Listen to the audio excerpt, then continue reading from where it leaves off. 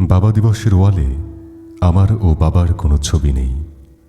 আমরা পাশাপাশি হাঁটছি, আমাদের পেছনে রোদ ও গোধূলি। বাবার ছায়াটি ক্রমশ বড় হচ্ছে, আমার ছায়াটি ছোট। সেই প্রথম বাবাকে জাদুকর মনে হলো।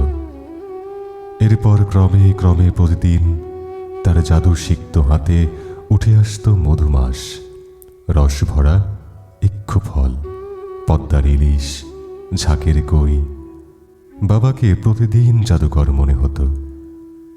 তিনি তার কপালের ঘাম এক নিমিষেই হাওয়া করতে পারতেন। তার দুরারোগ্য অসুখসমূহ কেমন যেন লুকিয়ে ফেলতে পারতেন। আমার জখমাক্রান্ত দেহ তার স্পর্শ পেলেই কেমন যেন পদ্ম ফুল হয়ে উঠত।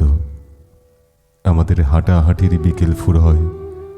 আমার ছায়া বড় করে দিয়ে বাবার ছায়া ক্রমশ ছোট হতে থাকে। বাবাকে তখনও জাদুকর মনে হয়।